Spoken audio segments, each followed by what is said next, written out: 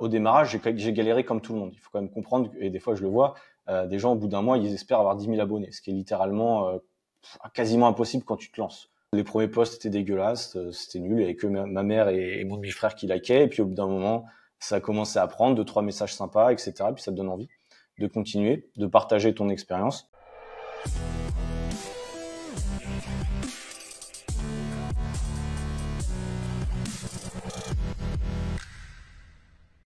Salut à toi Clément, je suis hyper content de te retrouver dans ce nouvel épisode du podcast Le Show. Je suis hyper content de t'accueillir pour plein de raisons. Déjà les sujets qu'on va aborder ensemble, mais aussi le fait qu'on se connaît depuis un petit moment, que je connais ton parcours et puis que j'ai surtout hâte de le partager à davantage de personnes. Donc déjà avant de démarrer, merci à toi d'être présent aujourd'hui. Yes, salut Lohan, merci beaucoup pour ton invitation. C'est un grand honneur de participer au podcast que j'écoute déjà très régulièrement, donc je suis content que tu m'aies invité pour qu'on échange. Ouais, c'est génial. Je pense qu'on va pouvoir parler de plein de sujets. Déjà l'entrepreneuriat, on va pouvoir parler aussi de réseaux sociaux. Ton sujet, on va dire, un peu fétiche et pour lequel tu es connu dans la communauté chez Level Up. Et on parlera aussi peut-être de voyage, de liberté, des sujets qui te passionnent également. Mais en tout cas, hâte de voir tout ça avec toi. Du coup, est-ce que pour démarrer, peut-être il y a des gens qui ne te connaissent pas forcément aujourd'hui, qui te découvrent pour la toute première fois. Est-ce que en quelques mots, tu pourrais te présenter rapidement, voilà, qui tu es et qu'est-ce que tu fais aujourd'hui? Ouais, carrément. Donc moi, je suis Clément, j'ai 31 ans et j'habite partout et nulle part à la fois. Dans mon parcours, je vais vous expliquer un petit peu après, mais en gros, moi, je suis originaire de Nantes. J'ai vécu 22 ans à Nantes et j'ai fait un cursus classique, entre guillemets, mais aucun rapport avec ce que je fais aujourd'hui. Donc aujourd'hui, je suis coach sportif en ligne, mais avant ça, j'ai travaillé dans l'enseigne Auchan en tant que gestionnaire de rayon. J'ai également travaillé en tant que commercial dans la volaille, donc j'ai eu des parcours un petit peu différents. J'ai travaillé de nuit aussi pendant 3-4 ans, donc j'ai fait mon petit parcours comme ça quand j'avais jusqu'à 22-23 ans. Et en 2019, j'avais décidé de prendre une année sabbatique et donc je suis parti en Australie. Je suis parti en Australie pendant, à la base, 1 an. Mais comme vous le savez, il y a une certaine maladie qui est arrivée et du coup, je suis resté bloqué.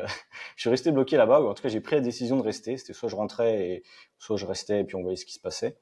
Et je pense que ça a été une des meilleures décisions de ma vie finalement de rester en Australie parce que ça m'a permis à terme de devoir prendre un nouveau visa qui était un visa étudiant et donc j'ai dû trouver une formation qui correspondait à ce visa-là. Et il s'avérait que je faisais déjà du sport, que j'aimais ça et que j'étais aussi en quête de reconversion dans un sens. Je cherchais un boulot un peu plus qui me donnait plus de liberté, on dira, que de travailler comme j'étais à la commerciale de 9h à 5h de l'après-midi, on va dire. Et puis d'avoir que 2-3 semaines de congé par an, ça m'allait pas. Et donc du coup, j'ai fait ces études de personal trainer en Australie. Donc c'était une superbe expérience, ne serait-ce que déjà d'apprendre un nouveau métier dans une nouvelle langue. Déjà, ça te permet de sortir de ta zone de confort, ça c'est clair. Et donc j'ai passé mes diplômes là-bas et je me suis lancé en parallèle, donc en 2021, en tant que coach en ligne directement. Et c'est aussi à ce moment-là que j'ai rejoint l'accompagnement que tu as créé, donc à l'époque l'accélérateur. Et donc 2021, donc 2 ans après, je me retrouve dans ton podcast et depuis 2 ans, donc je continue à faire cette activité en ligne, à la développer et puis aujourd'hui, ça se passe très bien. Je suis très content de ce que je fais au quotidien et je me trouve libre de tout ça. C'est hyper. Donc là, tu nous as fait un résumé très rapide, mais j'aimerais juste qu'on revienne très rapidement sur 2-3 petits passages au niveau de l'expérience. Donc on comprend bien, tu pars à l'étranger, année sabbatique, je pense, voilà, pour profiter un petit peu, etc. Mais la première question que je me pose, c'est pourquoi le sport? Pourquoi tu t'es redirigé dans le sport dans un premier temps? Et ensuite, pourquoi le en ligne? Donc moi, à la base, je suis pas quelqu'un de très sportif. Déjà, dans mes premières années, je faisais un peu de foot. Ensuite, j'ai fait du tennis de table pendant 13 ans. Donc c'est le sport sans être du sport, on va dire. Enfin, surtout à mon niveau. Où le gars, les dimanches, je traînais avec des mecs de 50 piges et on buvait des canons à la fin du match. Donc c'était moyennement sportif. Mais au moins, on rigolait bien. Et sauf qu'à un moment, je me suis rendu compte que moi-même, au niveau de mon corps, j'étais arrivé à quel âge? 26-27 ans, j'avais un corps qui me plaisait pas forcément. Et c'est à ce moment-là que j'ai commencé à faire du crossfit. Quand j'étais commercial, je suis monté sur Strasbourg à l'époque et j'ai fait du crossfit parce que mon chef en faisait, il m'a dit que c'était une bonne activité. Et c'est là où j'ai appris pas mal de choses. Si j'avais pas fait ce crossfit-là, je sais pas si je serais devenu coach, très honnêtement, parce que j'ai eu une superbe expérience. Le fait d'être entouré, alors c'était des coachings de groupe à l'époque, comme dans une box de crossfit, on dira. Mais l'environnement était cool, les coachs étaient cool. En parallèle, je m'étais inscrit aussi dans une salle de sport, Keep Cool, où je m'entraînais tout seul, où je faisais un peu n'importe quoi. Les coachs n'étaient pas, voilà, l'expérience n'était pas bonne pour moi de ce côté-là. Et donc, bref, quand je suis parti en Australie, j'avais déjà une routine de sport. Ça faisait 1 ou 2 ans que je faisais du CrossFit, donc je commençais vraiment à avoir cette routine-là.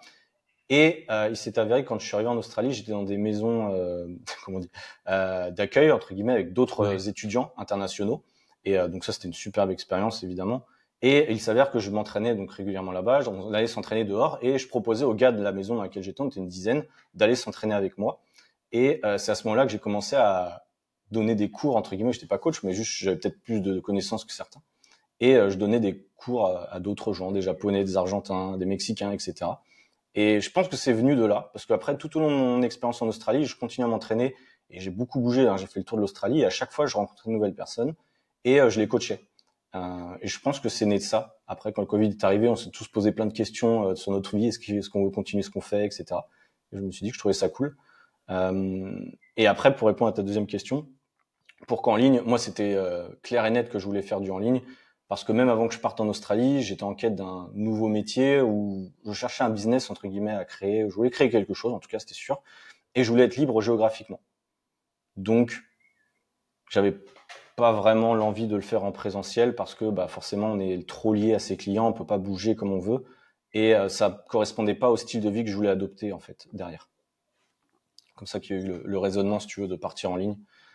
Ça mêlait 2 passions, entre guillemets, enfin, le sport et le fait d'être libre. Donc c'était pour moi le combo parfait, quoi. Quand tu parles de liberté, donc tu dis voilà le fait de pas devoir travailler en présentiel avec les clients, c'est-à-dire de pas être fixe parce qu'on doit entraîner les gens en chair et en os. C'est quoi les autres types de liberté qui toi t'ont appelé à un moment donné? Est-ce que c'est simplement la liberté géographique? Non, liberté aussi de gérer mon planning comme je le sens, pour moi extrêmement important. Aujourd'hui, je travaille quasiment que le matin, je travaille pas trop l'après-midi. Déjà, ça c'est quand même un luxe. Ce qui veut pas dire que je travaille pas, mais je travaille du coup plus efficacement sur une période de temps donnée, donc ça c'est cool. J'ai l'impression d'être beaucoup plus efficace dans ce travail que je fais. Et le fait d'avoir été commercial avant, en fait, je me rends compte que ça m'a beaucoup servi aujourd'hui d'être coach en ligne parce que le fait d'être autonome, travailler sur son ordinateur, préparer ses rendez-vous, c'est exactement ce que je faisais quand j'étais commercial. Donc, et j'aimais être commercial dans un sens. Donc du coup, j'ai retrouvé aussi cette facette-là que j'aimais bien. Sauf que du coup, j'ai pas de patron. Ce qui est bien dans un sens et aussi un peu difficile parfois parce qu'on sait pas par où commencer, on dira. Mais le fait de m'être formé m'a aidé. Et donc c'était aussi liberté donc géographique, temporelle et le fait de rendre de compte à personne en fait. Et ça c'est, je me suis rendu compte que c'est ce qu'il me fallait en fait, clairement. Dépendre que de moi-même. Je suis quelqu'un de j'arrive à travailler tout seul, je suis assez solitaire de base et pour moi c'est un métier qui me correspond parce que c'est un métier où on travaille seul, on échange avec d'autres personnes en ligne, mais la plupart du temps on est tout seul. Donc il faut quand même être un minimum autonome, je pense, par rapport à ça. Ouais, génial. Aujourd'hui, tu vis à 100% en fait de ton activité sur Internet. Qu'est-ce qui toi, alors évidemment, ça reste quand même le début. Si on compte quand tu dis voilà, je me suis lancé, c'était début 2019 avec l'idée de le faire, ça fait 3 ans maintenant. Qu'est-ce qui t'a le plus aidé toi sur ces 3 années dans le développement de ton activité? On va dire, qu'est-ce qui t'a, je vais te poser 2 questions. La première, c'est qu'est-ce qui t'a le plus aidé dans le développement de ton activité? Et en 2, quelles sont les erreurs que tu as faites et que tu aurais aimé éviter? Ok. En fait, ça fait vraiment juste 2 ans que je me suis lancé, en fait. Du coup, c'était en 2021. Ouais. Donc 2 ans. Et pour répondre à ta première question, si tu peux d'ailleurs me la reformuler, si ça t'ennuie pas la première question. Ouais, je trouve que poser 2 questions en une, c'est quand même pas forcément une bonne idée, non? Qu'est-ce que t'en penses? Surtout je vais te les poser une après l'autre. D'intention proche du néant, donc c'est quand même me la refaire et après je répondrai à la deuxième. J'ai retenu que la deuxième, pas la première. C'est dommage. En la posant, de toute façon, je me suis dit, de toute façon, elle est trop longue, cette question, elle pourra pas aller au bout, tu vois. Quand on a 2 questions dans une, c'est impossible. Bon, c'est moi. Non, donc je disais, tu as lancé ton activité, donc tu as eu l'idée en fait de te lancer, donc c'est dans le fitness en 2019, tu te lances en ligne il y a 2 ans, et aujourd'hui tu vis en moins de 2 ans de cette activité-là en ligne, ce qui est vraiment bien. Tu vois, il n'y a pas beaucoup de personnes qui peuvent se dire je vis à 100% de mon activité en moins de 2 ans, notamment en ligne.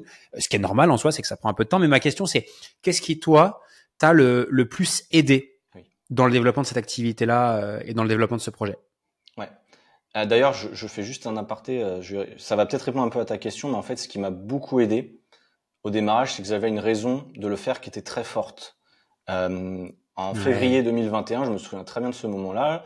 J'étais donc en Australie, à Melbourne, j'étais tout seul, je commençais mes études de personal training et je faisais du ménage en fait dans les hôtels à Melbourne. C'était pour gagner du temps. En gros, j'étais comment on appelle ça en gros, je faisais du homme de ménage, tu veux. Bon, bref, ça me permettait de gagner des sous parce que à Melbourne, la vie était très chère. Et bref. Et en fait, le management que j'ai reçu là-bas, c'était management vraiment des gens. Quand on est backpacker en Australie, les gens ils te parlent des fois comme des chiens. Et en fait, je me suis fait une promesse. À un moment, j'ai démissionné du travail. Un jour, au moment, j'ai dit, écoute, ça me va pas. Déjà, la façon dont tu me parles, ça me correspond pas. J'ai 30 ans, je veux plus qu'on me traite comme ça. Et en fait, je me suis promis de plus jamais travailler pour quelqu'un. Je sais pas pourquoi, c'est la première fois que je me fais une promesse comme ça fait un peu genre storytelling, mais c'est la vérité. Je me suis vraiment dit ça en fait. Je me suis dit, je veux plus jamais travailler pour quelqu'un. Et pour le coup, pour le moment en tout cas, depuis que je me suis dit ça, j'ai suivi cette route, on dira. Et donc, ça m'a permis, une fois que j'ai pris cette décision-là, en fait, j'avais une raison assez forte.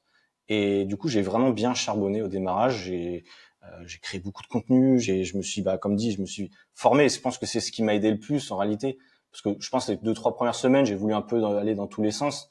Et je me suis quand même très vite rendu compte que tout seul, ça serait galère. C'est pour ça que je m'étais formé sur le personal training pour avoir les bases, déjà pour être coach, pour avoir des bases. Et en plus, pour le coaching en ligne, je savais qu'il me fallait une autre formation. Tu vois, je savais que dans les cours en Australie, ça allait pas du tout m'apprendre à être coach en ligne. Déjà, ça t'apprend à peine à être coach, alors être coach en ligne, laisse tomber.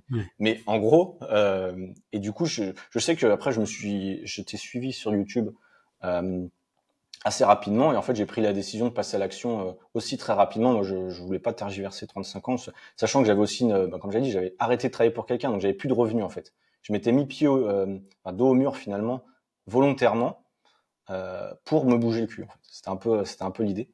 Et du coup, la formation que j'ai suivie, les 3 premiers mois de l'accélérateur, ça m'a vraiment aidé à mettre les bases, à pas faire des choses que j'aurais vues ou entendues d'autres coachs qui finalement n'étaient pas des bonnes stratégies, on dira. Et le fait de rester fixe sur la même méthode pendant, du coup maintenant 2 ans, c'est la même méthode que j'utilise en fait depuis le début. Forcément, au début, tu t'interroges, tu te dis est-ce que c'est fait pour moi, parce qu'on doit choisir une niche, parce qu'on doit faire plein de choses, etc. Et on voit, comme on dit, l'objet brillant à côté, plein de choses qui disent ça a l'air cool, un e-book, un machin. Et au final, je regrette pas d'être resté dans le même cadre parce que je vois certains qui ont potentiellement pas suivi ce cadre, en tout cas pas suffisamment longtemps, et qui se retrouvent à tester 20 000 trucs par an, par mois, et qui n'ont pas les résultats escomptés. Donc maintenant, ça m'a aussi appris une chose pour l'avenir entre guillemets, c'est que chaque chose qu'on met en place déjà, ça prend du temps, et que il faut rester, pour avoir des résultats, en tout cas, il faut rester focus sur la même chose pendant suffisamment de temps. Tu vois, tout à l'heure, mon temps d'attention était limité à 2 secondes à ta question, mais tu vois, au moins pour les stratégies, pour certains trucs, et même pour le sport d'une manière générale, j'ai appris qu'il fallait être patient. Tu vois, ça m'a appris ça au démarrage. Je rebondis juste rapidement sur ce que tu dis. Bon, tu sais très bien que je vais partager ton avis là-dessus. Je pense que le plus gros problème de la majorité, notamment des coachs qui se lancent, ou même de n'importe qui en fait, qui se lance dans l'entrepreneuriat, peu importe la typologie de business, que ce soit en ligne ou ailleurs, ou en physique, je pense que le problème de la majorité, c'est l'impatience en fait, et le rêve qu'on peut réussir en quelques semaines et qu'on peut rouler en Lamborghini en moins de 6 mois, alors que c'est en fait une utopie. C'est un rêve qui est mêlé à 2 choses. C'est déjà la mécompréhension du business de la part de la grande majorité des gens, le fait que aussi on ait pas mal de gens qui nous racontent n'importe quoi sur Internet, et du coup on est un petit peu perdu. Mais juste pour revenir aussi à toi sur ce que tu disais, et là où je veux confirmer et réappuyer ton point, c'est quand tu dis j'avais compris qu'il fallait que je me donne suffisamment de temps pour mettre en place une stratégie et grosso modo de devenir bon dans ce que tu faisais. Et en tout cas, c'est ma philosophie depuis toujours, c'est de comprendre qu'il faut du temps, que le business, ça prend du temps, et que on doit se donner un temps nécessaire pour que ça devienne impossible de ne pas être bon à la fin de ce temps-là. Tu vois ce que je veux dire? Ouais. C'est que quand tu répètes quelque chose pendant, on va prendre un exemple sur le sujet qui viendra derrière, mais je pense à toi et les réseaux sociaux. Aujourd'hui, tu as tellement répété d'actions. tu t'es tellement renseigné sur le sujet, tu as tellement regardé de vidéos, de contenus, t'es tellement allé chercher l'info à la source chez Instagram, etc., que aujourd'hui, le pourcentage de chances que tu te plantes quand tu crées un contenu, il est très faible. Ouais. Alors, bien sûr, tu vas te planter, Oui, mais ton pourcentage, il est très faible parce que tu es extrêmement bon à ce que tu fais. Et je pense qu'il faut donner le temps et les répétitions nécessaires pour que ce soit pour donner le moins de chances possible de se rater. En tout cas, c'est ma vision, notamment dans ce qui est dans l'entrepreneuriat de manière générale. Ouais. Et juste, je rebondis sur un truc. Même si on se plante, parce qu'en réalité, j'ai même des posts qui marchent pas bien, etc. Je publie tellement régulièrement que, au final, je passe très vite à autre chose. Et ça, c'est un truc aussi que j'ai retenu, c'est que je mets pas d'attache émotionnelle à mon contenu, très peu. Et du coup, je me remets pas en question quand j'ai un post qui marche pas, parce que je sais que le lendemain, j'en ai un autre qui va marcher. Et du coup, ça me permet d'être ultra productif. Et ça décourage pas, parce que tu sais aussi, il y a un truc, on va peut-être en parler après, mais la régularité sur les réseaux sociaux, je pense que c'est un vrai sujet. Et et du coup, je sais que moi, ma philosophie, c'est d'être ultra productif et de pas faire tout parfaitement. Je pense que c'est un peu aussi ta philosophie dans un certain sens, de passer à l'action, surtout toi, effectivement. Et voilà, c'est juste ce que je voulais rajouter par rapport à ça. On va gentiment basculer sur le sujet des réseaux sociaux, mais tu as aussi parlé de régularité. Qu'est-ce que tu penses de la régularité, non pas que sur les réseaux sociaux, mais peut-être dans la vie de manière générale, dans tous les aspects? Bah, je pense que c'est clairement la clé. Ouais. Mais en fait, c'est les habitudes. C'est répéter des petites actions qui vont faire de grands résultats à la fin de l'année ou dans les 5 ans, dans les 10 ans. Et en fait, là, la semaine dernière, j'ai fait parce que pareil, je suis aussi podcasteur comme toi, entre guillemets, et j'ai fait un épisode de podcast sur les habitudes, tu sais, sur le livre, comment il s'appelle? Bref, un des livres sur les habitudes que tout le monde connaît. Et effectivement, je me suis rendu compte que même sans avoir lu ce bouquin-là, c'est ce que je faisais au quotidien. C'est-à-dire que mes semaines, je fais les actions qui sont déterminantes pour mon business, mais c'est pas des actions majeures à chaque fois comme on pourrait croire ou comme les gens qui veulent perdre du poids, qui font un régime de ouf du jour au lendemain. Je sais que toutes les petites actions que je fais, mises bout à bout, amènent les résultats sur le long terme. Je fais, j'en sais rien, je fais des lives, je fais des podcasts. C'est des petits trucs comme ça en fait, ou même, je sais pas, créer des discussions avec des gens. Enfin, il y a plein de petites choses que je répète toutes les semaines depuis 2 ans. Et c'est simplement ça en fait. Il n'y a pas de recette miracle ou de trucs que certains font et que d'autres ne font pas. En fait, c'est juste qu'on répète les choses effectivement. Il y a un gars dont je suis fan, tu le sais, Alex Hormozy. Il dit cette phrase, c'est qu'il dit que les gens qui réussissent le mieux aujourd'hui et qui réussiront le mieux dans les mois et années à venir sont ceux qui sont capables de mettre en place des actions pour lesquelles ils voient pas les résultats maintenant, mais pour lesquelles ils sont capables d'attendre 1 an, 2 ans, 3 ans. Et plus on est capable d'attendre de voir le résultat sur le long terme, donc plus on va dire, rallonger la période durant laquelle on est capable de fournir les efforts sans voir le bénéfice direct, plus on sera en capacité de réussir et surtout de grossir de manière, on va dire, comment je peux dire ça? Plus on va être capable de réussir de manière énorme, ça se dit pas comme ça, mais j'ai pas le mot qui me vient, mais plus on attend, plus on est capable de fournir les efforts maintenant et les répéter sur le long terme, plus on va réussir sur le long terme. C'est aussi simple que ça. C'est pas évident, hein. Très honnêtement, c'est dur de se projeter sur le long terme, surtout au démarrage quand on survit entre guillemets de son activité. C'est pas évident, mais c'est vrai qu'au bout d'un certain temps, on commence à se projeter un peu plus, et c'est là où ça devient un jeu, parce que c'est un jeu, hein. Enfin, moi je vois ça un peu comme un jeu. C'est un jeu qui devient de plus en plus intéressant, effectivement. Mais je suis assez d'accord avec toi sur ce que tu viens de dire. Je pense qu'au début, on est dans une attitude de survie où au début, il n'y a pas le choix en fait que de faire un peu de cash pour pouvoir vivre en fait. Mais c'est hyper important de comprendre. Moi, je vois des gens qui font le premier palier, tu vois, et qui tout de suite veulent aller grappiller le petit X centaines d'euros supplémentaires ou X milliers d'euros plutôt que d'investir sur le long terme en fait, leur temps, leur énergie et leur argent. Tu vois, moi je pense qu'à un moment donné, quand tu as un business où tu tournes suffisamment, c'est-à-dire que tu gagnes un peu plus que ce que tu dépenses en charge fixe et que tu as de quoi vivre confortablement, bah, au lieu d'aller chercher juste, je sais pas, 20%, 30%, 50% de plus ou même juste que de faire x2 de ce que tu fais, peut-être investir une partie de ton argent pour être capable de faire x10 l'année prochaine ou x100 l'année prochaine, tu vois. En tout cas, c'est ma vision. Ouais. Mais je te rejoins tout à fait sur le fait qu'au début, t'as pas trop le choix que de dire, OK, il faut payer les factures, payer le loyer et puis remplir le frigo. Ouais, c'est ça. Bah, après, c'est comme tu nous avais enseigné, entre guillemets, dans les différentes formations que j'ai fait avec toi, c'est déjà de calculer combien on a besoin. Et ensuite déjà, on voit, enfin, toute la méthode et la stratégie qu'on met en place en termes de nombre d'appels, de clients, etc. Ouais. Subvenir à nos besoins, et puis après derrière effectivement pouvoir beaucoup plus loin. Avant qu'on passe sur les réseaux sociaux, il y a un sujet que tu as commencé à aborder et sur lequel je veux creuser un petit peu. Donc, on avait commencé à bosser ensemble, donc tu étais rentré dans l'accélérateur il y a un peu plus de 2 ans. Ouais. Et ce qui est intéressant chez toi, je vais reprendre une dernière discussion qu'on avait eue ensemble quand tu m'as dit, mais de toute façon, je suis obligé de rester dans la communauté parce que j'en ai besoin. Ouais. À quel point tu penses qu'aujourd'hui, s'entourer tout le temps de personnes qui ont les mêmes challenges que toi, qui ont potentiellement des objectifs similaires, ou des personnes qui peuvent te guider en fait sur ton chemin entrepreneurial. À quel point tu penses que c'est important? C'est quoi les raisons pour lesquelles tu m'avais dit cette phrase de mais de toute façon j'ai besoin de la communauté et j'ai besoin de rester? Bah, la première chose, effectivement, c'est qu'on se sent seul dans ce métier. Enfin, personnellement, je me sens seul des fois. Je sais que même quand j'étais commercial à l'époque, quand on rentrait le soir de nos tournées, on appelait les collègues. On appelait les collègues, on débriefait, on rigolait. Voilà, ça nous permet d'apprendre aussi je sais pas, des tips d'autres pour les méthodes de vente, etc. Donc j'avais déjà cette vision-là que de toute façon, tout seul, au bout d'un moment, tu perds en motivation. Enfin, il y a plein de choses en fait. J'ai vite compris que le partage, donner à quelqu'un, tu auras forcément un retour aussi. Et donc le fait d'être dans la communauté, et nous là actuellement avec le petit groupe qu'on a tous les mardis, notamment avec Jérôme, bah, c'est un groupe qui est top parce que déjà tous les mardis on reprend un boost de motivation.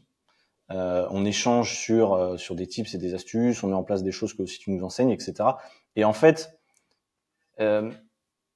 c'est pas, moi il y a d'un côté je pense un petit esprit de compétition et je pense que c'est sain aussi. Quand on voit que les autres réussissent, on n'a pas envie d'être le dernier. Enfin, personnellement, j'ai pas envie d'être le dernier. Parce que tout seul, des fois, quand on a suffisamment pour vivre, entre guillemets, des fois, on peut aussi se reposer sur nos lauriers. C'est ce qui m'arrive aussi, et je pense qu'il arrive à tout le monde naturellement au bout d'un moment de se dire, bon, c'est bon, je fais ce que j'ai à faire, et pourquoi aller chercher plus loin finalement.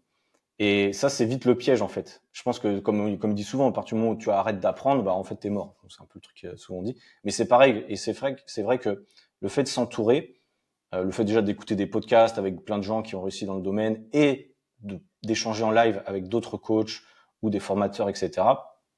Moi, je trouve ça, enfin, pour moi, c'est ce qui me garde motivé, c'est ce qui me permet d'apprendre. Pour moi, c'est essentiel en fait. Je dirais même pas c'est optionnel. Je pense qu'à terme, même quasiment tout le monde le fait. C'est pas pour rien qu'il y a des communautés qui se créent, il y a des groupes Facebook, il y a plein de choses pour plein de domaines, et je pense que c'est essentiel en fait. Ouais, super. On en vient au sujet que je voulais absolument aborder avec toi aujourd'hui, c'est notamment les réseaux sociaux et particulièrement Instagram. T'as là, on va dire, t'as eu la capacité à créer un gros compte Instagram à plus de 100 000 personnes qui te suivent aujourd'hui. T'as mis en place des choses, on en a déjà parlé longuement, etc. Mais je trouve ça extrêmement inspirant au niveau de qu'est-ce que t'as mis en place, pourquoi tu l'as fait, etc. Déjà, la première question, c'est qu'est-ce qui t'a fait démarrer Instagram et pourquoi tu t'es dit, OK, je veux construire une audience, une grosse audience, et tu l'as fait aussi extrêmement rapidement. Donc, est-ce que tu peux nous en parler un petit peu? Ouais. Donc moi là-bas, je suis pas spécialement réseaux sociaux, c'est pas mon truc spécialement. Donc je suis pas parti avec un avantage concurrentiel. Je sais que j'ai des amis, ils sont sur Instagram, ils partagent leur vie toute la journée. Perso, ça m'amuse pas trop. Au démarrage, en tout cas, maintenant ça m'amuse. Mais au démarrage, c'était pas mon truc. Quand je suis parti en Australie, j'ai dû forcément installer Instagram justement. C'était plus pour partager mes photos, mes voyages à mes amis et familles.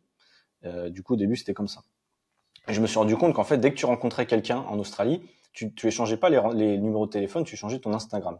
Fin 2019, début 2020, ça avait déjà bien lancé Instagram, même si c'était avant, mais ouais. Et donc, quand j'ai lancé mon activité, je pense que j'avais dû suivre quelques coachs à l'époque, et vu que c'était le Covid aussi, il y a des coachs qui ont explosé pendant la première phase de Covid. Il y a des coachs qui ont pris 100 000 abonnés, 200 000 abonnés, parce que les gens avaient rien à faire, et du coup, ils donnaient des entraînements à faire à la maison, des trucs d'alimentation, etc. Donc, il y a eu un gros boom sur les premiers confinements en France sur ça, et du coup, j'ai commencé à suivre des coachs comme ça.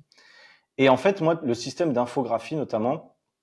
Donc les infographies, c'est quoi? C'est, je sais même pas comment on pourrait le définir. C'est en gros construire avec des images, faire passer un message, si tu veux, soit des recettes, des entraînements, enfin ce que vous voulez, pour aider les gens à atteindre leurs objectifs. En gros. Et le système d'infographie, alors à l'époque, il y avait même pas de réel, je crois que c'était les IGTV, pardon, mais ça ne marchait pas très bien. C'était surtout des photos autrement, mais voilà, moi je voulais pas prendre des photos de moi, sachant que déjà j'avais pas de muscles à montrer, donc c'était pas forcément très pertinent.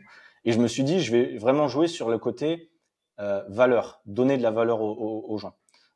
Comme dit, j'avais pas une image ou un ego, j'étais pas spécialement fier de moi à montrer ou quoi, donc moi je suis directement parti sur je veux donner de la valeur aux autres pour me construire une certaine audience. J'imaginais pas que ça augmenterait autant. Très honnêtement, il y a eu des phases, je pourrais te raconter, mais il y a eu des phases pendant des semaines, c'était un truc de fou. Mais au démarrage, j'ai galéré comme tout le monde. Il faut quand même comprendre, et des fois je le vois, des gens au bout d'un mois, ils espèrent avoir 10 000 abonnés, ce qui est littéralement quasiment impossible quand tu te lances. Moi, peut-être que ou des gens peut-être qui ont de l'expérience pourraient peut-être le recréer ça en peu de temps, mais c'était peut-être possible à une période, chaud, mais c'est plus possible maintenant. Ouais, c'est très chaud, surtout en ce moment. Mais voilà, je pense quand même qu'il y a moyen de continuer à augmenter. Mais bref. Et du coup, voilà, en fait, c'est en suivant des coachs que j'ai copié, entre guillemets, et recréé à ma sauce ce qu'ils faisaient.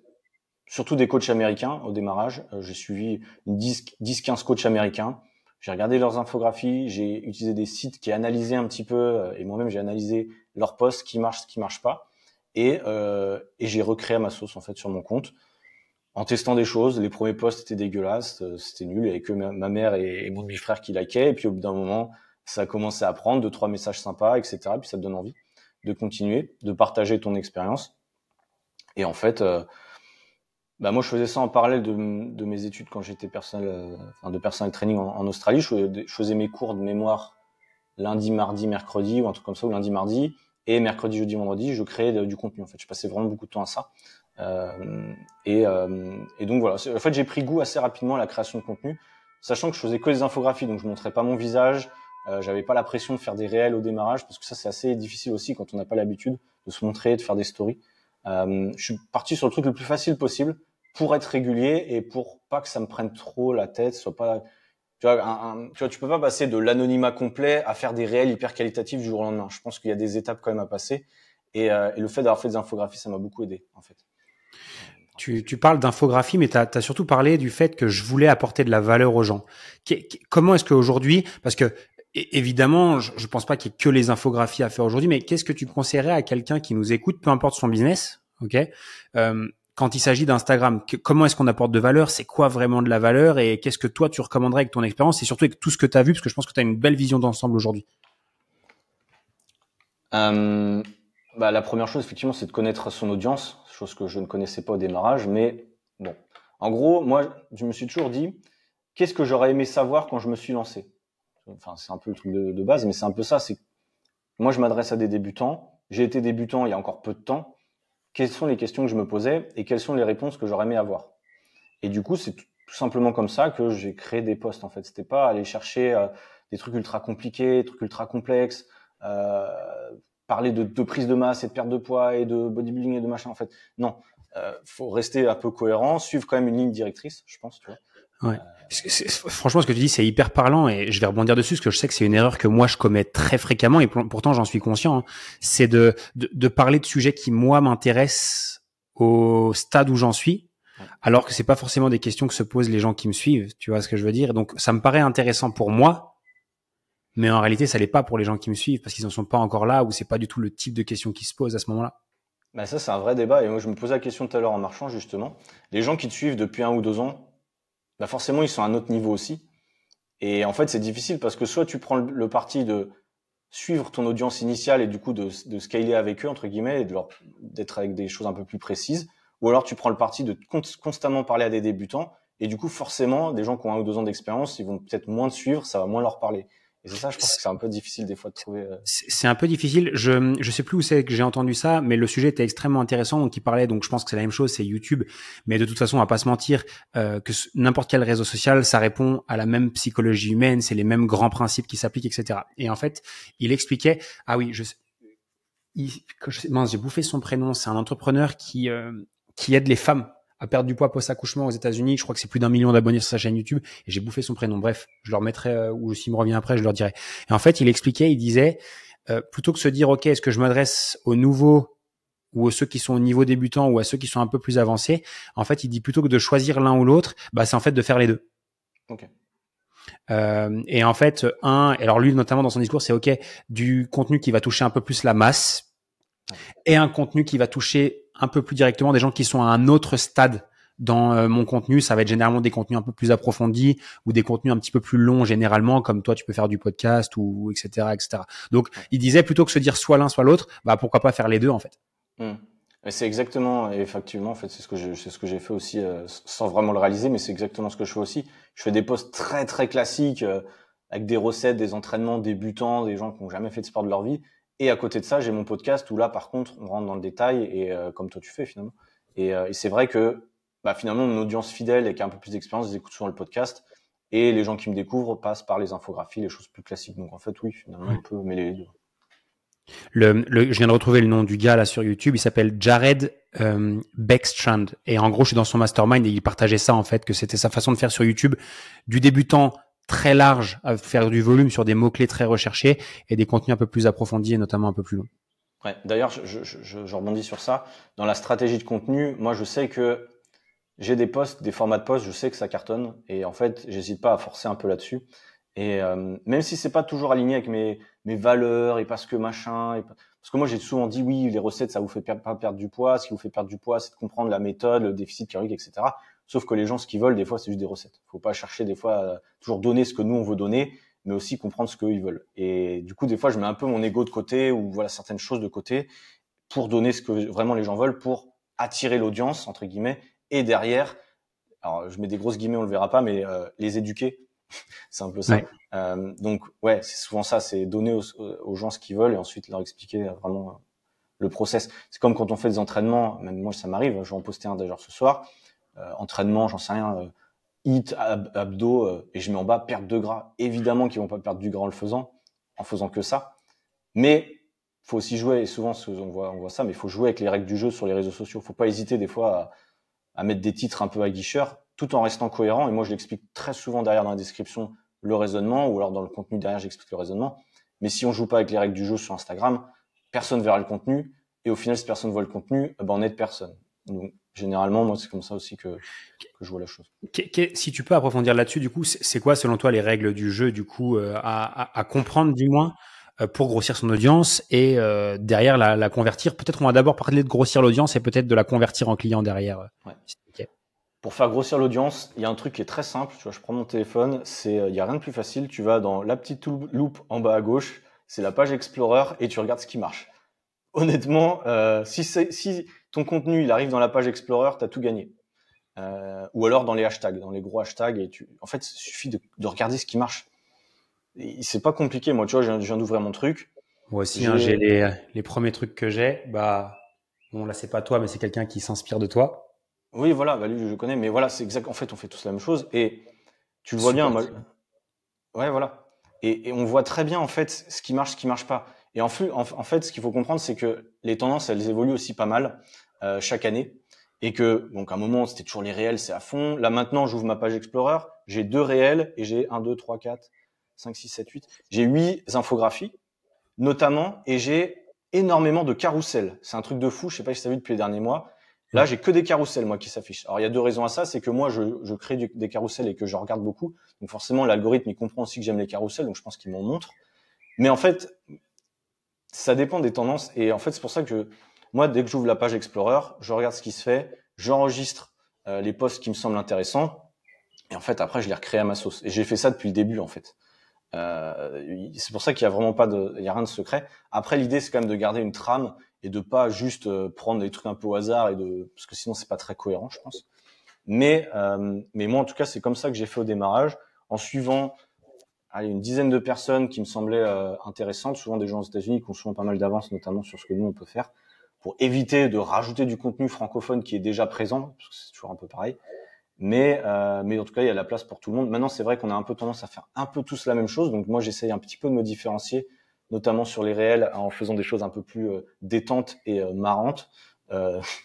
Mais bon, voilà. Après, en tout cas, quand on débute, c'est très simple. Il suffit d'aller sur la page Explorer et de trouver des idées. Oui. En réalité, il y a rien de. Enfin, C'est une évidence. Moi, le premier, je sais, par exemple, mais ce qu'il faut juste comprendre, c'est que ça fait juste partie d'un concept marketing qui est clé. C'est, avant de vouloir créer quoi que ce soit, c'est déjà se renseigner, mais qu'est-ce qu'aiment déjà les gens? Qu'est-ce qu'ils regardent déjà? Sur quoi ils cliquent? Sur quoi ils restent? Qu'est-ce qu'ils regardent? Et ensuite, d'utiliser ça pour le mettre en place directement dans son activité. Et en fait, d'utiliser ce qui fonctionne déjà. Et en fait, c'est simplement de dire aux gens de leur donner ce qu'ils veulent. Ouais. Voilà, clairement. Donner aux gens ce qu'ils veulent. Après, maintenant, j'ai l'impression aussi que moi, il y a un truc, et je fais un petit aparté sur ça, c'est qu'il y a des choses qu'on sait pas forcément sur Instagram. On pense qu'Instagram, et d'ailleurs comme toutes les plateformes, en fait, il y a des règles à respecter. Il y a un guideline, on appelle ça. Et souvent, on a tendance un peu à l'oublier. Je vais pas rentrer trop dans le détail, mais des fois, on fait des erreurs. J'en ai fait aussi. Dans des posts où on fait des appels à l'action. Par exemple, j'ai un exemple, tu veux perdre 5 kilos, rejoins mon challenge. Si je fais un appel à l'action, pardon, comme ça, il y a de grandes chances qu'Instagram me mettre moins en avant en fait. Et des choses qu'on sait, des choses qu'on sait pas, c'est un peu obscur des fois. Mais moi, en tout cas, j'ai remarqué, pareil, quand je mets des liens sortants dans mes stories, quand je fais trop de partenariats avec des marques de compléments, moi, je le voyais au démarrage. C'est pour ça que sur la première année, j'ai fait aucun partenariat. J'ai eu beaucoup de sollicitations. J'ai attendu d'avoir 70 000 abonnés pour faire un partenariat. Je pense que c'était le bon choix parce que du coup, le contrat était plus intéressant pour moi aussi. Oui. Et du coup, ça m'a pas flingué mon audience. Et j'ai pu grossir en mettant que des choses de valeur, faisant des appels à l'action vers plein de choses, son lead magnet, etc. Il faut le faire, mais il faut le faire intelligemment, je pense, pour éviter que Instagram nous boycotte dans un sens, parce qu'en fait, je vois pas mal de coachs qui sont un peu boycottés, qui perdent des abonnés de jour en jour et qui savent pas pourquoi. Et moi, je pense qu'il faudrait faire une analyse un peu complète de ce qu'ils font sur les 2, 3 ou 4 dernières semaines et voir qu'il y a peut-être des choses qui respectent pas énormément. Et des fois, ils le mettent noir sur blanc dans le guideline. Ils mettent si vous parlez trop de certains trucs, on vous mettra moins en avant. C'est limite dit en fait. Ouais. Et en fait, ça peut être des fois juste ça. Okay. Après, si vous êtes très régulier, normalement, votre compte va grossir. Je dirais. Je connais peu de monde. Moi, je dois être à 800 ou 900 posts. À l'heure actuelle, il y a pas mal de reposts aussi, hein, évidemment. Je crée pas tous les posts tous les jours, mais je poste tous les jours en tout cas. Et sur les 800 posts, même si là, j'ai plus de 100 000 abonnés, donc c'est très bien. Mais malgré tout, avec 800 posts, je connais personne qui a 200 abonnés et 800 posts. Ou alors, faut vraiment faire de la merde. C'est assez rare. Ouais. Surtout quand on répète et qu'on apprend. C'est ça. Du coup, on a longuement parlé de ce que moi j'appelle l'acquisition, c'est-à-dire le fait de se faire connaître, de grossir son audience, d'avoir des gens qui s'abonnent. Et là, on a bien compris, du coup, donc, c'est utiliser des choses qui fonctionnent déjà et les recréer à sa façon et les publier régulièrement. C'est vraiment ça, toi, les conseils que tu as donnés là-dessus. Ouais. Ah ouais. Être ultra régulier. Je veux dire, pour moi, Instagram, je l'ai vu comme un métier, une partie de mon métier. Il y a des gens qui pensent que c'est une option, des fois. On est coach en ligne, du coup, c'est optionnel d'être sur Instagram. Pour moi, c'est l'outil le plus important pour me faire connaître. Je faisais pas de pub, je faisais rien. Donc, pour moi, c'était all-in sur ça, en fait. Et comme tu disais aussi au démarrage, faire sur un seul canal, je pense que c'est la clé aussi. Tu peux faire TikTok si tu mets des reels, etc. Mais je veux dire, si tu pars sur l'idée de faire une chaîne YouTube et un compte Instagram au démarrage, bon courage. Parce que vu la concurrence qu'il y a, grossir sur YouTube, c'est extrêmement compliqué. Donc pour moi, c'est un métier à part. Faut vraiment, c'est possible, mais il faut vraiment. Ou se focaliser que sur YouTube. Oui, c'est ça. Ou faire que du YouTube. Ce qui est extrêmement, à mon avis, encore plus puissant YouTube qu'Instagram. Mais ça demande quand même des connaissances et une régularité. Enfin, c'est un gros boulot aussi, je pense. Ouais.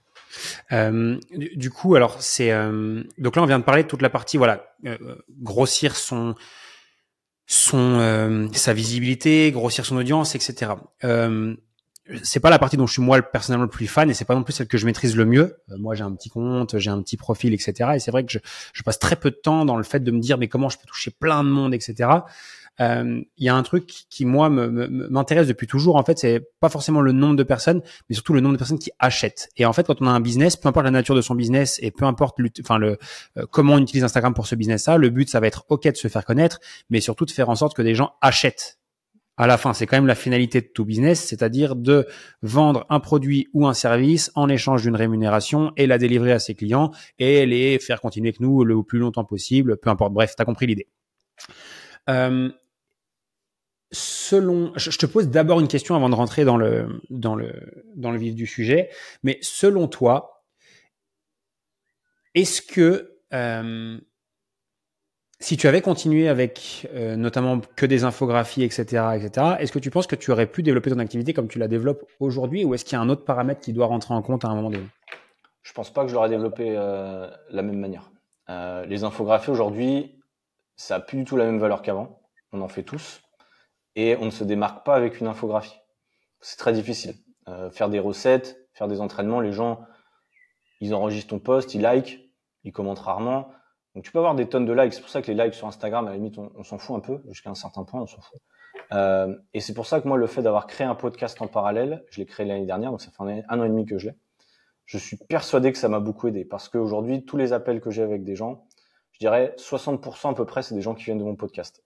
Donc, ils m'ont découvert via Instagram, comme les autres personnes, la plupart, mais qui derrière ont voulu aller plus loin, ont écouté un de mes épisodes de podcast, sont allés plus loin, ont compris qui j'étais, en gros, l'authenticité que j'avais, parce que le problème d'une infographie, c'est qu'on ne sait pas qui tu es, en fait. Et il y a beaucoup de méfiance sur les réseaux sociaux, enfin voilà, je pense qu'ils ont raison dans un sens.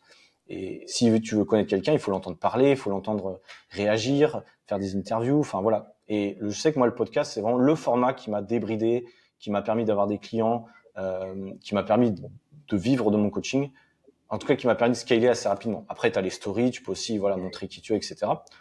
Moi, je suis pas très fort sur les stories, j'ai jamais été très fort, j'en parle, etc. Mais c'est pas forcément un truc où je suis très fort. J'ai pas des retours de fou, j'ai pas une audience qui est parce que c'est aussi ça le piège, c'est que je connais aussi beaucoup de coachs qui veulent juste avoir un nombre de followers, ce qui était aussi mon cas au démarrage. Et en fait, tu te rends compte que il y a un mythe autour des 100 000 abonnés, c'est que tu crois qu'une fois que tu as 100 000 abonnés, tu vas gagner 100 000 euros par an ou un truc comme ça. Mais en fait, c'est pas du tout le cas. Si j'avais pas une bonne stratégie et si je faisais pas de podcast, je pourrais avoir 100 000 abonnés et gagner 0 euros. Ça serait très facile. C'est un sujet que moi je parle ouvertement, j'ai aucun tabou avec ça, mais c'est le cas de 90% des gens qui ont des grosses audiences qui ne savent pas la monétiser en fait, parce que toute leur expertise, je mets des guillemets parce que pour certains il y en a une, pour certains il y en a vraiment pas, c'est soit des coups de chat, soit des émissions de télé-réalité qui les font monter, soit trucs donc. Souvent, l'expertise, c'est autour de création de contenu. J'ai réussi à me faire créer une audience, mais derrière, pour la monétiser, c'est vraiment autre chose. Et moi, je connais beaucoup plus de personnes avec des grosses audiences qui galèrent que des personnes avec des petites audiences et une bonne stratégie qui, eux, en vivent librement, tu vois. Mm. Et ça, franchement, j'ai aucun, je sais qu'il y a des gens qui vont m'écouter, qui ont des grosses audiences, etc., que je connais, et franchement, qui galèrent, tu vois. Et j'ai plein d'exemples. J'ai plein d'exemples à citer de gens qui ont des 100, des 200. J'ai un exemple de quelqu'un à encore beaucoup plus que ça, tu vois, tu frôles les 500, etc. Des gens qui ont du mal à payer leur loyer à la fin du mois. Ouais, ça m'étonne pas parce que, je te dis, les réseaux sociaux et le nombre d'abonnés, c'est extrêmement surcoté. Et c'est fou. Hein. Alors, bien sûr, je pense que pour moi, les 100 000 abonnés, c'est une preuve sociale dans un sens. Je pense que quelqu'un qui a 200 abonnés, faut vraiment qu'il soit très fort, qu'il ait un très bon marketing, qu'il ait beaucoup de compétences. Enfin, c'est plus difficile. Moi, ça me sert d'avoir 100 000 abonnés, je vais pas cracher dessus. Maintenant, ça fait pas une grande différence. Si j'avais 20 000 ou 100 000, ça changerait pas grand-chose, ou même 10 000. L'avantage que j'ai aujourd'hui, c'est que j'ai pas forcément besoin de faire de pub, j'ai pas besoin d'avoir une stratégie incroyable, j'ai pas besoin de créer 20 000 discussions avec des gens. J'ai plus trop besoin d'aller vers les gens, ce qui est un truc qui moi personnellement m'attire pas trop. C'est plus les gens qui viennent vers moi. Et ça, c'est quand même agréable. Donc, c'est en fait le fruit du travail de la création de contenu qui fait que je récolte un peu les fruits. Mais contrairement à ce qu'on pourrait croire, et je vais casser un mythe, je reçois pas 100 messages par jour de gens qui veulent travailler avec moi. C'est très loin de ça, la vérité. Donc, faut aussi être conscient que on dit le nombre d'abonnés, ça fait pas la différence. Bien sûr. Donc, tout le job, en fait, quand on est entrepreneur, c'est pas de se dire, OK, oui, j'ai du monde qui me suit, mais c'est la question, c'est comment est-ce que je fais pour convertir un maximum et surtout un taux, le taux le plus grand possible de personnes qui me découvrent à des personnes qui achètent mon produit et mon service. C'est vraiment ça la clé. Qu'est-ce que tu conseilles d'ailleurs là-dessus, toi qui maintenant commence à maîtriser un peu le sujet? Ouais. L'idée, en fait, moi, c'est vrai que je me suis vite rendu compte qu'en fait, t'as pas besoin de 10 000 personnes pour vivre, ou à moins que tu aies une stratégie à vendre des e-books à 1 euro, effectivement.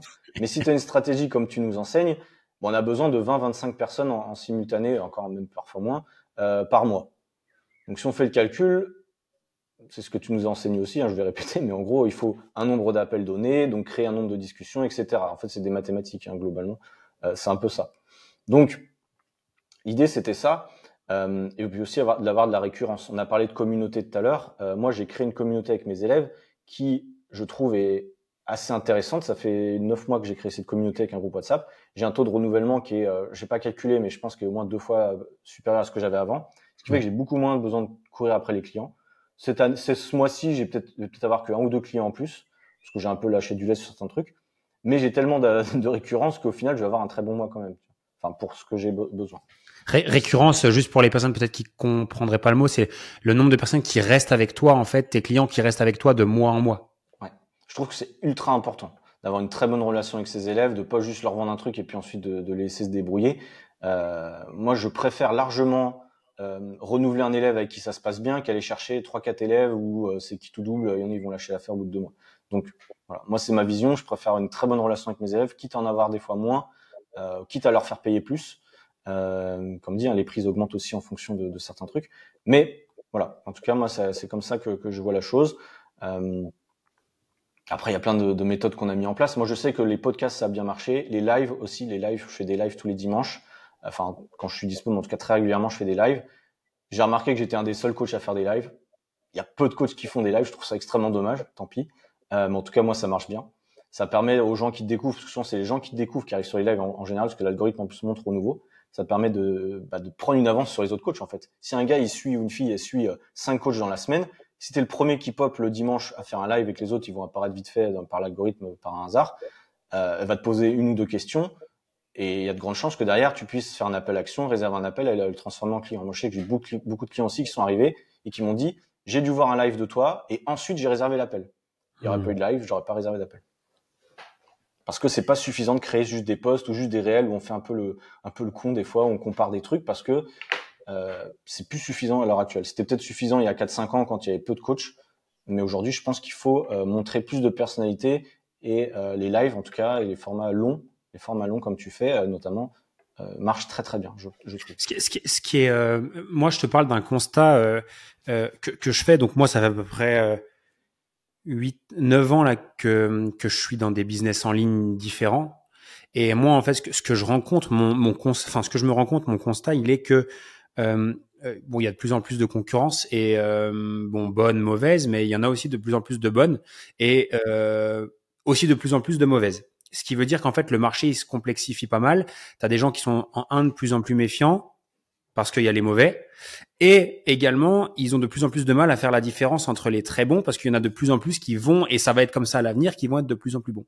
Ce qui est extrêmement important selon moi de comprendre, c'est que les gens vont non pas faire le choix par rapport à ce qu'ils ont, entre guillemets, vu de toi en surface, notamment juste des posts ou notamment des infographies, comme on disait tout à l'heure.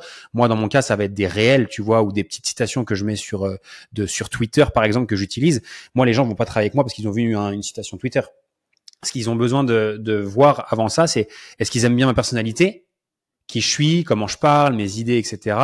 Est-ce qu'ils ont suffisamment confiance en moi, en ce que je raconte, en mon histoire, en ma capacité à délivrer des résultats, etc. Et ensuite, ils prendront la décision d'acheter. Et je te rejoins tout à fait sur le fait que je pense qu'aujourd'hui, les formats plus longs, YouTube, live, comme tu as pu évoquer, podcast, sont incontournables. On parlait tout à l'heure de semer des graines pour le long terme, tu vois, être prêt à ne pas récolter les fruits de son travail directement, mais les contenus longs, c'est exactement ça en fait, c'est de semer des graines dans la tête des gens, parce que en regardant un contenu de plus, ils vont t'aimer davantage, ils vont te faire de plus en plus confiance, et le jour où ils t'aiment bien, ils ont confiance, et qu'en plus de ça, ils ont un besoin de résoudre leurs problématiques, c'est forcément toi qui vont choisir plutôt qu'un autre. Je sais pas si t'es ok avec ça. Carrément. Non, je te rejoins. Et puis personnellement, les formats longs, c'est les formats où je prends le plus de plaisir. Je pense que pour toi aussi. Ouais. Je sais pas toi, mais moi personnellement, tourner des réels, c'est limité en termes de temps. Dès que tu fais un réel de plus d'une minute 30, t'as l'impression que les 3 quarts des gens ils vont pas regarder. C'est extrêmement frustrant de passer un message en 30 secondes. Il y en a qui sont très forts à ça. Moi perso, parler tous les vendredis, parce que j'enregistre souvent le vendredi dans mon podcast, c'est un vrai moment de plaisir. Quand j'ai des invités, c'est un moment de plaisir. Les lives, le dimanche, je serais pas obligé de le faire. Le dimanche à 11h, la plupart des gens, ils font autre chose. Moi, j'aime bien ça, en fait. Je trouve ça cool. Parce qu'en plus, ça me permet de rester connecté et je reçois tout le temps les mêmes questions. D'ailleurs, je vais finir sur ça. Si vous manquez d'inspiration pour vos posts, faites des lives et regardez les questions qu'on vous pose.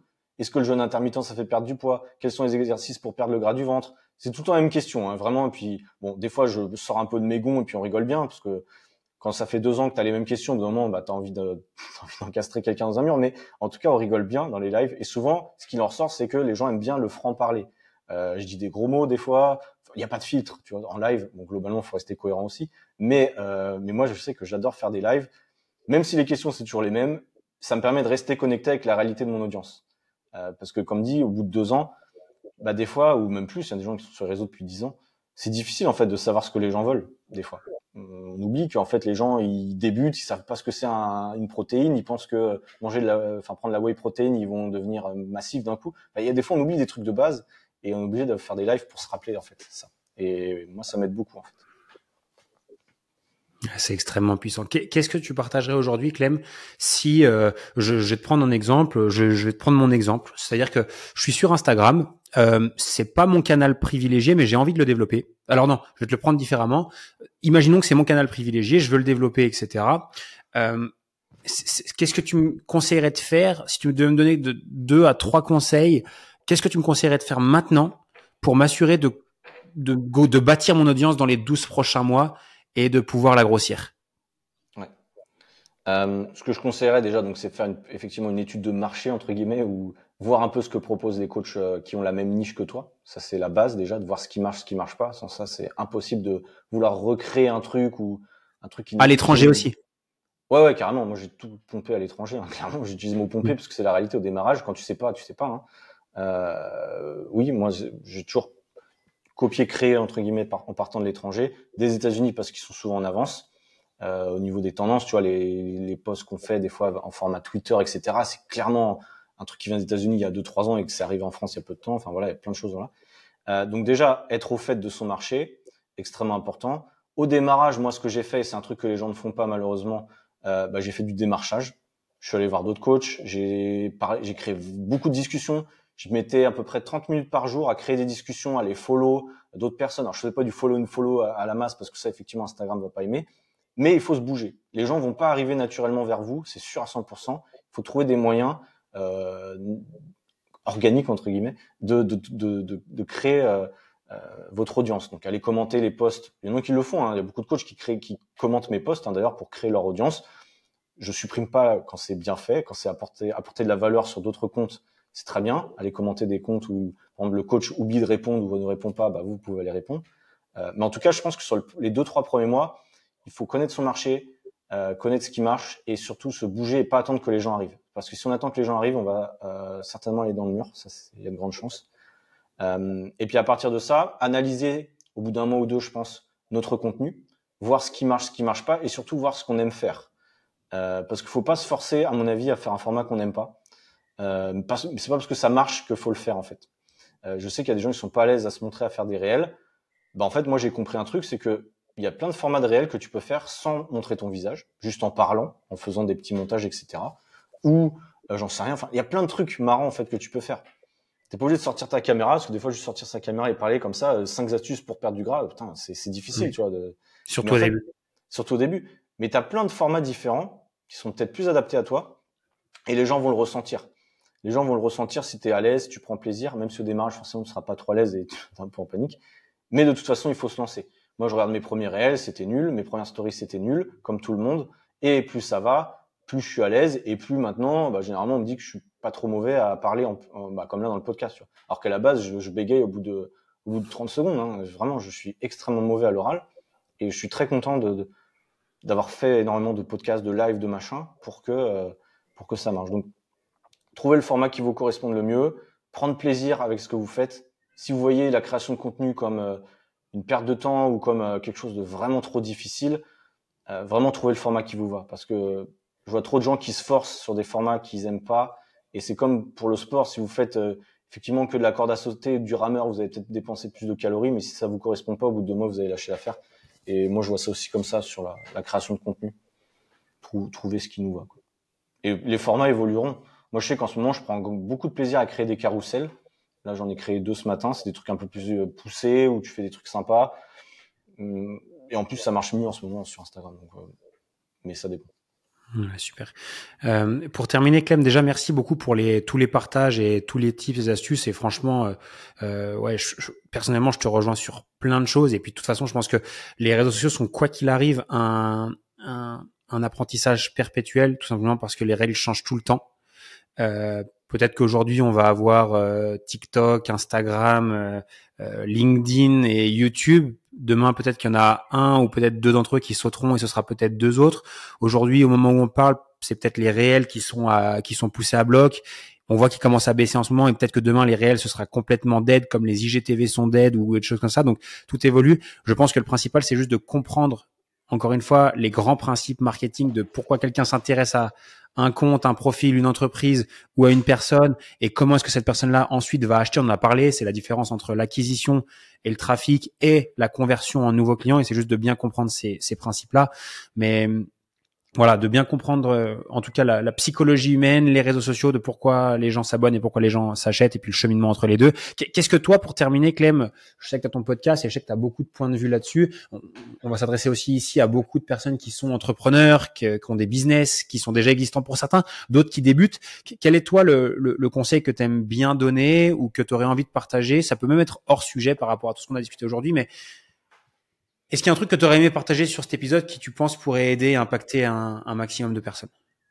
Moi, je pense que ce qui a changé ma perception de pas mal de choses, euh, bah, généralement, c'est ce que doivent faire les gens, mais c'est écouter des podcasts. En fait, moi, je pense réellement que écouter des podcasts, ça a changé ma vie dans un sens.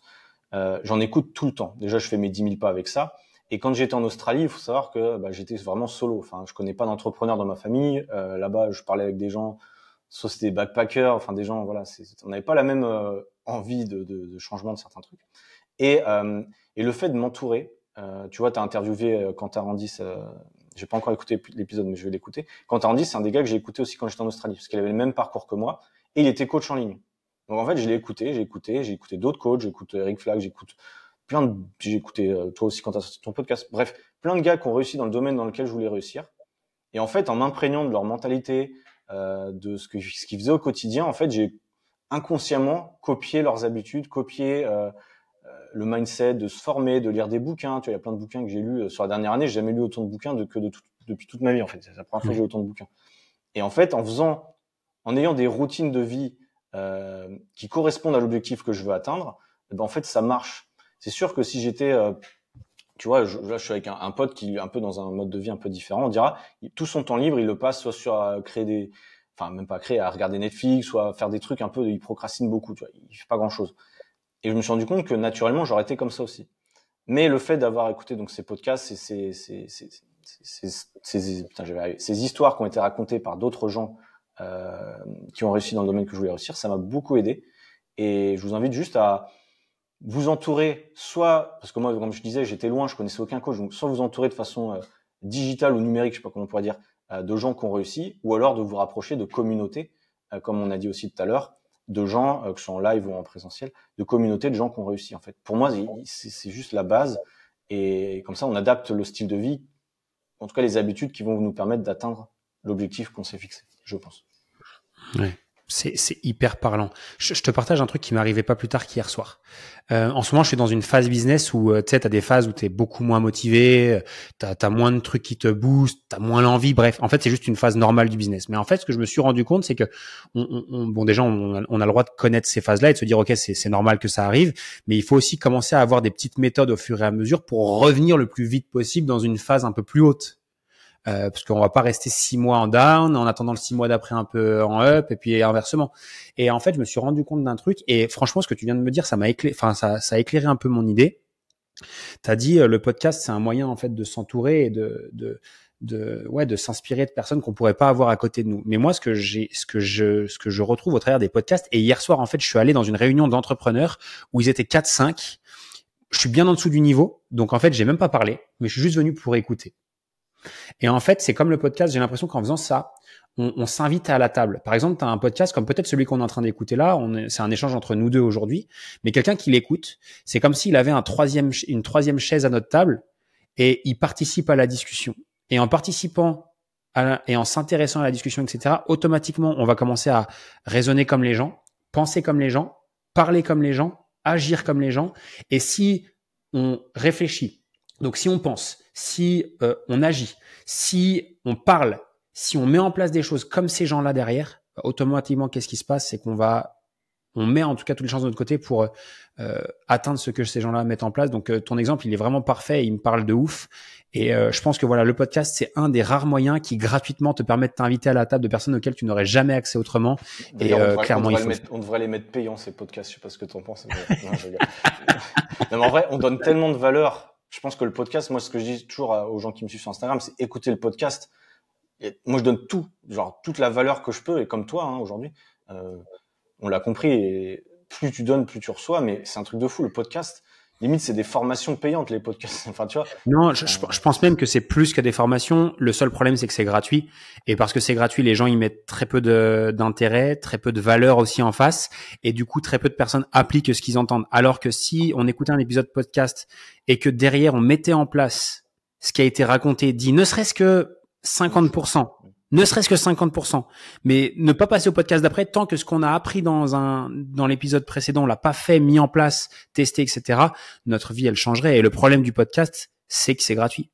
C'est un peu comme les bouquins qu'on lit. C'est vrai que quand on lit beaucoup de bouquins, avec 20 000 astuces, tu ressors du bouquin, tu passes à un autre, t'as rien mis en place. Je suis en train de préparer une vidéo, je peux te montrer noir sur blanc. J'ai écrit 35 règles qui, moi, sont les 35 règles du succès pour moi. Et ma deuxième règle du succès, c'est lis un livre, ferme-le, applique. Et si c'est pas appliqué, relis le livre avant de passer à un autre. Et ouais, mais c'est ça. Et c'est comme les gens qui nous suivent sur les réseaux, c'est qu'il y a tellement d'informations. J'imagine qu'il y a des coachs qui doivent t'écouter aussi, peut-être qu'ils suivent d'autres formateurs, etc. Ils ont tellement d'informations que des fois on est perdu. Et c'est ça en fait le truc, c'est que même sur la perte de poids, il y a tellement d'infos, mais les gens ils font plus rien en fait. Du coup, et c'est ce que je dis souvent, et je l'ai dit dans un des épisodes de podcast, c'est quand vous suivez des gens, que ce soit sur Instagram ou quoi, déjà réduisez au maximum le gens que vous suivez, quitte à en suivre que 5 ou 10. Alors moi, vous regarderez, j'en suis peut-être 200, mais j'ai fait un gros tri aussi pour vraiment suivre vraiment l'essentiel. Et c'est vraiment important, je pense, pour ensuite passer à l'action, quoi. Et toi, tu le dis très souvent, mais si on passe pas à l'action, de toute façon, on peut avoir toutes les connaissances du monde casées dans notre tête. Si on fait rien derrière, c'est mort. Mais je pense que c'est humain aussi. Faut pas non plus se mettre la pression. Je sais que moi, des fois, je lis des trucs ou j'entends des podcasts.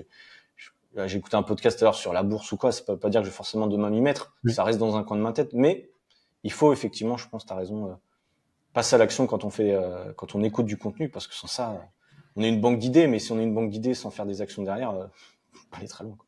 C'est quoi, pour terminer, ton top 3 des podcasts que tu recommanderais à quelqu'un qui écoute mon podcast ou qui l'écoute pas d'ailleurs, qui tomberait sur cette vidéo par hasard, mais quels sont tes top 3 podcasts que tu recommanderais toi perso? Yes. J'ai ouvert mon portable et je vais te dire ça. En fait, le truc, c'est que ça dépend. Moi, je sais que j'écoute des choses, comment dire, par rapport à ce que moi j'aime, etc. Mais globalement, c'est vrai que, comme je disais, le podcast de Quentin Randy, je l'écoute très régulièrement. Ça m'a beaucoup aidé au démarrage. Ça, c'est sûr. Après, il y a des podcasts comme Eric Flack, que j'ai cité aussi également. C'est des podcasts que beaucoup de monde connaît déjà, donc voilà. Mais c'est des podcasts intéressants. Il a parlé sur l'épisode de la mentalité des 1%. C'est un truc, c'est exactement, ça nous correspond. Hein. Je pense qu'on veut pas faire partie des 1%, etc. Et donc, c'était vraiment un podcast que j'aimais. Et il y a un podcast, alors là, ça va pas parler à tout le monde, mais un podcast qui est extrêmement intéressant, plus pour les gens qui veulent être nomades, etc., qui est un vieux podcast, mais qui est un podcast de base qui s'appelle Nomade Digital, qui a été créé par Stan Leloup et comment il s'appelle, et un de ses collègues. Donc Stan Leloup, celui qui a fait Marketing Mania, qui est assez connu aussi dans le monde du marketing. Je pense que c'est numéro 1, pas loin en France. Ouais. Et donc ils avaient fait un podcast, alors à l'ancienne. Je sais pas si tu le connais d'ailleurs, Lohan, ce podcast-là. Non, je connais pas du tout. Alors moi, je connais la chaîne YouTube, je rate pas une vidéo, mais alors le podcast, non. Et le podcast pour les nomades, c'est un truc de fou, parce que déjà c'est la bible du nomade digital. Donc vous tapez Nomade Digital Vivre et je sais plus comment ça s'appelle, mais en gros ils ont fait pas mal d'épisodes. Ils ont commencé en 2016 et c'est aussi marrant de voir leur évolution, parce qu'en 2016 c'était des mecs qui arrivaient en Asie, ils étaient au Vietnam à ce moment-là, l'autre était aux Philippines, et tu vois en fait tous les tips, comment devenir nomade digital, comment se faire des amis à l'étranger, la meilleure ville au monde, comment générer des revenus en ligne, bon bref, les mythes et les réalités, le minimalisme. En fait, moi je me suis vraiment, parce que moi je veux être nomade digital, enfin c'est ce que je suis depuis un an. Et du coup, pareil, je me suis dit, je vais écouter des mecs qui le sont. En fait, ça me semble logique. Et eux, ils le sont et ils sont maintenant millionnaires larges. Et bref, au-delà de ça, ils sont heureux dans ce qu'ils font. Ils sont créateurs de contenu.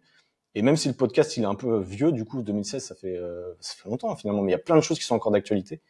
Et donc voilà, c'est des podcasts que j'aime écouter. Je les réécoutais. En fait, je te dis ça parce que j'ai déjà écouté l'été dernier. Et là, j'ai tout réécouté cette année. Tu vois, c'est un peu con. Donc c'est 2016.